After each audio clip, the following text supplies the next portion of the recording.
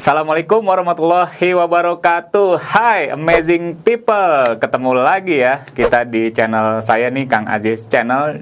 Sudah pada subscribe dan like kan? Jangan lupa subscribe dan like, juga ajak teman-temannya, saudara-saudaranya juga untuk tadi like dan subscribe channel saya. Agar apa? Agar saya terus bisa sharing kepada amazing people semuanya tentang materi bisnis, manajemen, marketing, selling, leadership, dan materi-materi yang keren lainnya. Dan pada kesempatan kali ini, amazing people, saya akan bahas tentang bahaya investasi bodong. Wah, ini masih marak aja nih. Kenapa? Karena ya Indonesia, wajar ya, itu di negara berkembang, itu namanya investasi bodong, namanya penipuan itu marak terjadi. Seperti beberapa tahun lalu itu ada kasus A, kemudian ini yang terbaru kasus B gitu. Dan ini pasti akan terus bergulir, ya namanya juga di negeri 62 ya. Baik, kenapa sih investasi bodong ini bisa terjadi, amazing people?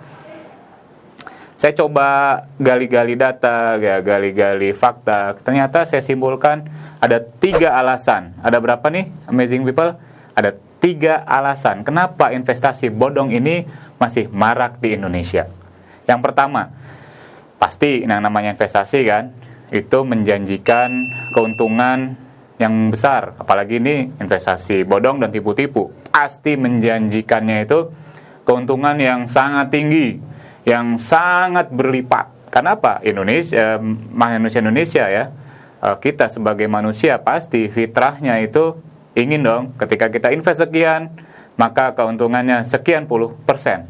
Itu sudah fitrah pasti. Pasti pengen dia menginvestasikan kecil, untungnya besar. Itu sudah pasti. Itu alasan yang pertama. Alasan yang kedua, kenapa juga ini investasi bodong ini marak di Indonesia? Karena melibatkan banyak public figure gitu ya. Ya, saya tidak akan sebutkan di sini lah, nggak enak ya, itu nanti jadi pencemaran nama baik ya.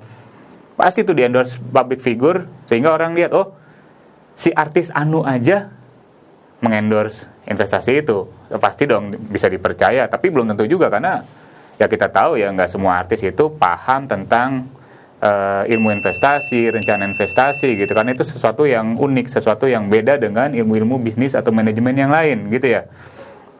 Alasan yang kedua. Kemudian alasan yang ketiga, kenapa investasi bodong ini marak di Indonesia?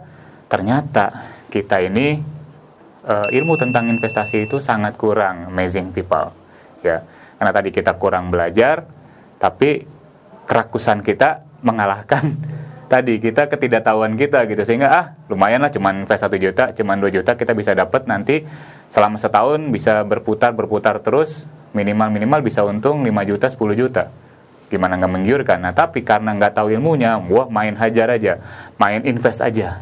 Sehingga yang terjadi banyak yang tertipu. Nah, tadi kenapa alasan ya banyak yang tertipu dan tergiur dengan investasi bodong sudah saya jelaskan tadi. Kemudian berikutnya kita biar mengenal nih, amazing people ya, biar mengenal gimana sih ciri-cirinya ya, ciri-ciri investasi bodong ini. Saya akan coba rangkum menjadi 3 ciri-ciri utama. Terus kan banyak ciri yang kita dapatkan kan di berbagai sumber literasi gitu ya. Saya coba rangkum, ada 3 amazing people. Dia itu tidak ada izin resmi.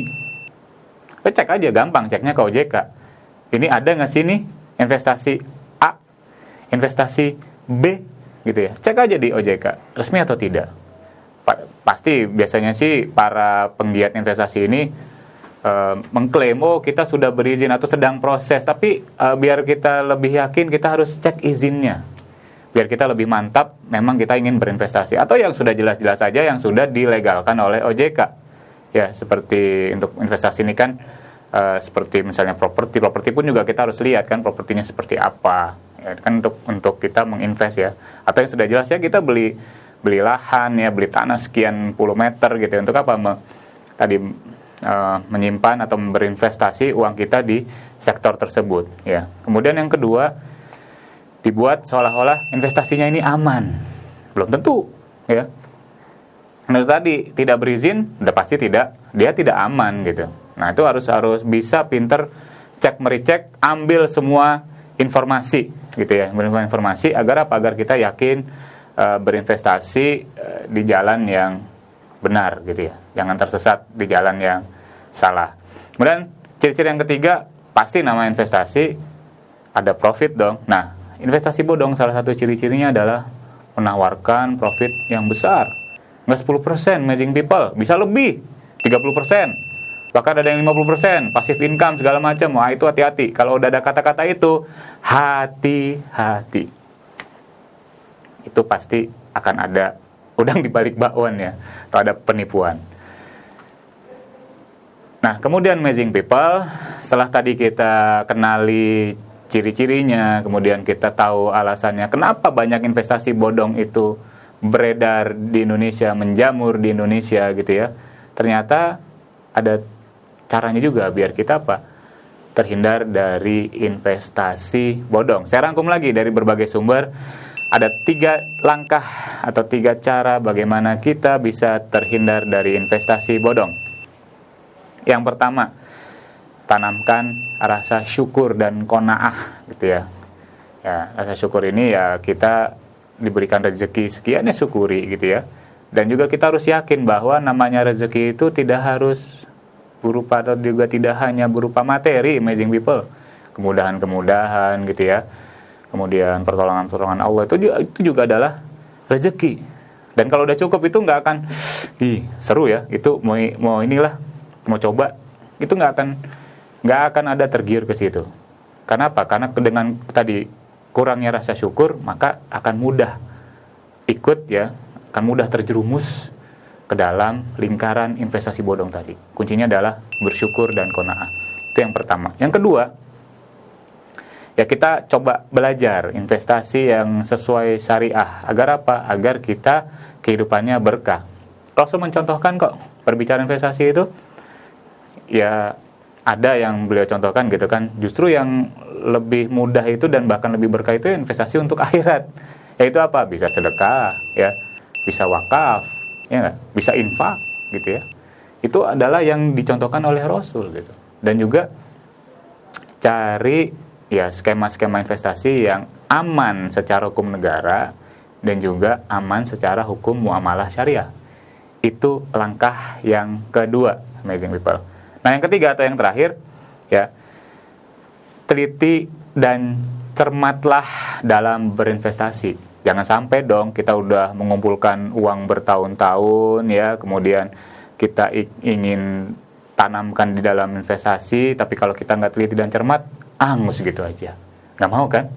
Nah, makanya kita harus teliti dan cermat dalam berinvestasi, karena tadi sayang banget jerih payah kita bekerja, berbisnis, kemudian hilang hangus oleh orang-orang yang tidak bertanggung jawab, menipu dan mengambil harta kita dengan tidak bertanggung jawab, dan ya kita cuman nangis, cuman menyesali gitu ya.